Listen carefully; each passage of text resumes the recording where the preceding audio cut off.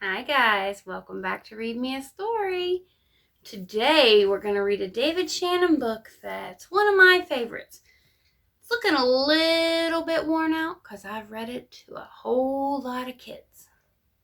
So today we're going to read How I Became a Pirate. And look, I'm ready to be a pirate. See, got my little pirate hat on and good to go.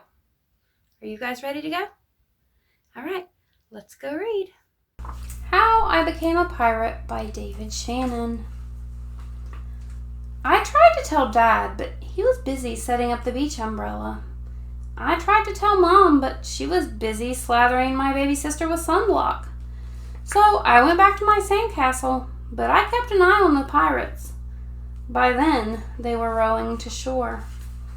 When they landed, the head pirate climbed out of the boat and yelled, "Ahoy thar, matey! Be this the Spanish Main?" "No," I said, "this is North Beach." "Shiver me timbers," the pirate said. "We must have taken a wrong turn at Bora Bora." He walked around my sandcastle. He looked at the moat. Then he yelled back to his crew, "He's a digger, he is, and a good one to boot." "A good one to boot," the others agreed. "What be your name, matey?" the head pirate asked. "Jeremy Jacob, sir," I told him. "Well, Jeremy Jacob," he said, "you're looking at the Braidbeard and his crew, and we be needing a digger like yourself. We've a chest of treasure to bury."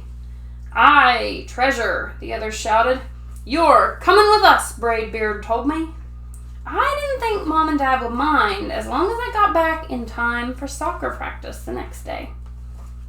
And that's how I became a pirate. As soon as we were on board, Braidbeard showed me the chest of gold and jewels. "Gotta find a safe place for this here treasure.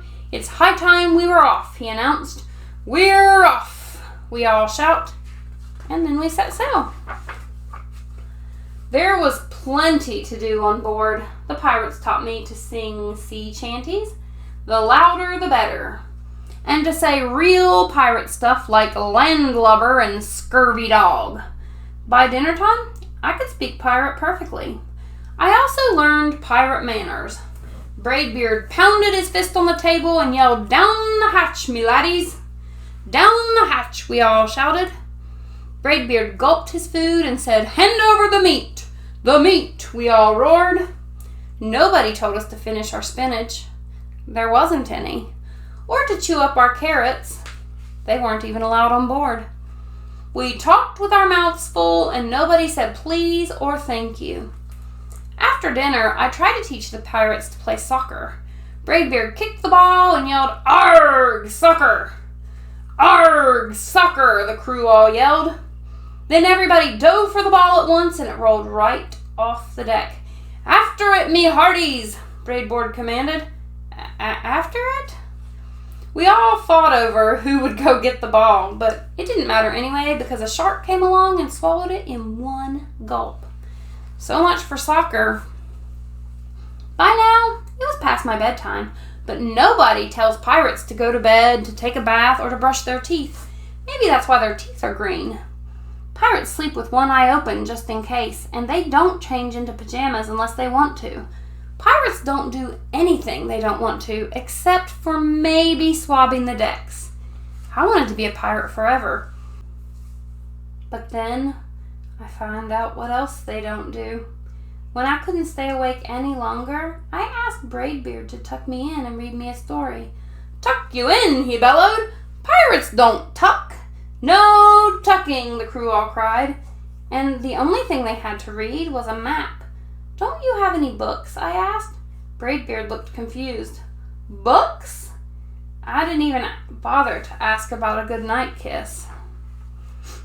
It wasn't easy to fall asleep without a story, but I was finally dozing off when a storm broke. Thunder boomed and lightning flashed. I tried to hide under the covers as waves slammed up against the ship, but I kept falling out of my hammock. I couldn't find anyone in the cabin. They were all on deck. "Lower the sails!" Braidbeard shouted. "Batten down the hatches!" Just then, flash, crash, crack! Lightning hit the mast and split it right down the middle. "What do we do now?" yelled one of the pirates. "We'll have to turn back," said another. "But the treasure," hollered Braidbeard. "Where will we bury the treasure?" I stepped forward. "Maybe I can help," I shouted over the wind. "I think I know the perfect digging spot." When the storm was over, we rowed back to shore and buried the chest. We drew a map so we could find the treasure again, but I don't think I'll need it. After that, the pirates repaired the ship and got ready to sail. But before they left, Braidbeard handed me a flag and said, "You make a fine pirate, Jeremy Jacob. Guard that treasure well, and we'll be back to get it soon enough." "Soon enough," the crew repeated. "And if you ever need us," Braidbeard added, "just run the Jolly Roger up yonder pole." "Up yonder pole," the others shouted. "And maybe I will, but not today. I have soccer practice." The end. Or is it?